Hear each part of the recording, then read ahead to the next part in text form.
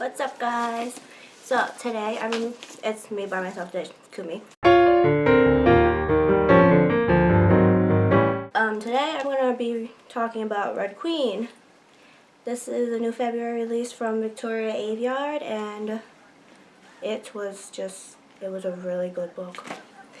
So, if you guys don't know what Red Queen is about, it's about this, it's like a kingdom type fantasy. So, okay, it's based on a society where you are defined by your blood types.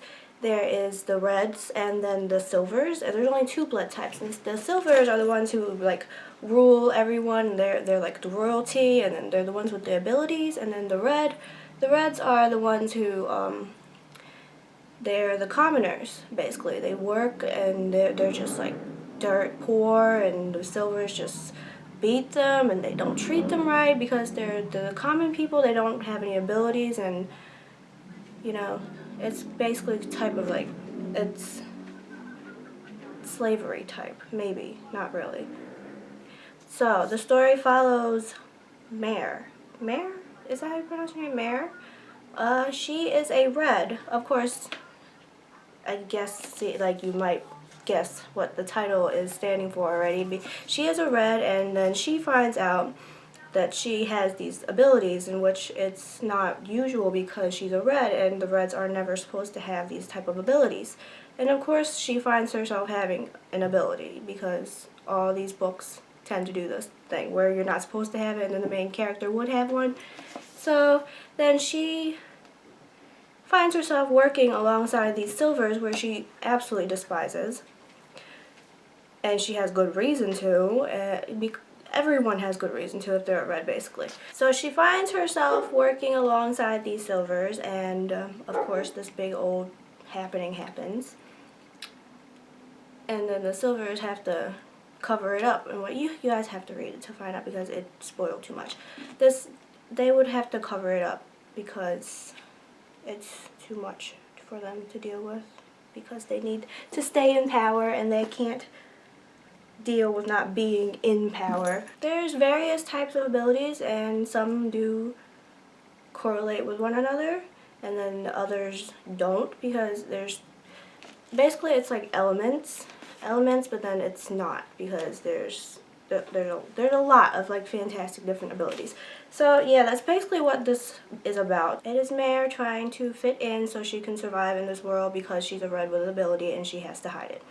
Anyways, okay, so that's what the story is about, and I'm gonna probably move on to a little bit of a spoiler. So Victoria wrote amazing characters. They kept you interested in the story because they were very well written. I mean, like, you have Mare, the main character, who she faces all of her fears, and as hard as it is, I mean, like, everything that she had to go through, as hard as it was for her, she still stood up for herself and fought, you know?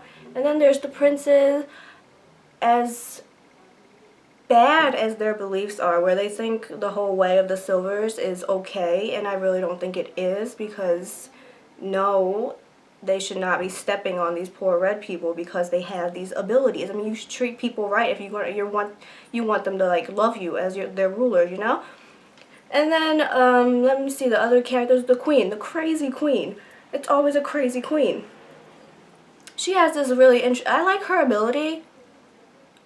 Yeah. But it's so irksome when she has such a strong ability, and then like she uses it against but of course she's a villain, so she has such a strong ability and she uses it against the main character, and it irks your soul. That makes her a good character. And then there's the other, what are they called? The other silvers. The other silvers, you sit there and you see all their fascinating abilities, but because they're silvers, they're crappy people. They're just really crappy people. The only one I managed to really like was probably like Julian and Lucas. Those are like the only two I managed to really like, because like they were nicer, you know? They have their abilities and everything, but they were nicer. Yeah, she wrote really like crazy, like, good characters. The plot was really interesting because like she kept it going and all her action scenes were like played out really well. And the plot twist here and the betrayals there, and of course there's always plot twists and betrayals, and it was really well done, really well executed. So I applaud her for that. And so before I go, can we talk about this cover? This cover here?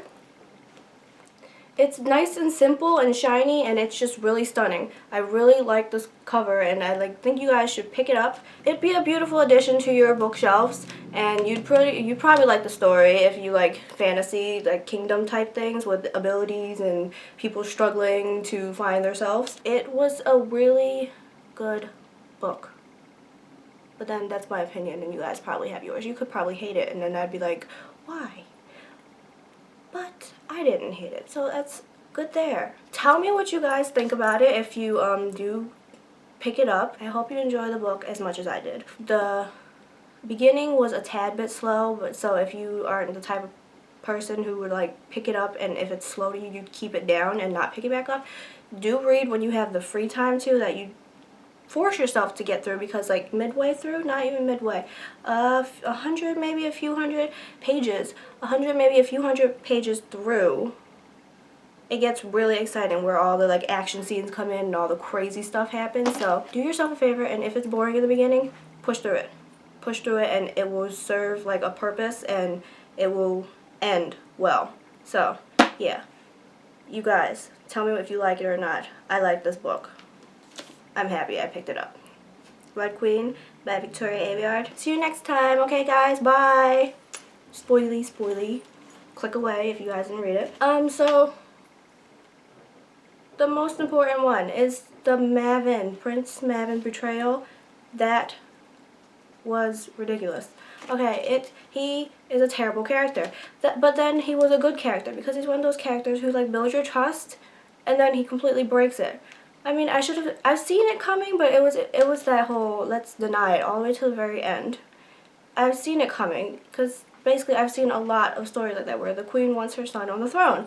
And basically to me he's like kind of a mini Joffrey, and it's horrible because I hated Joffrey from Game of Thrones.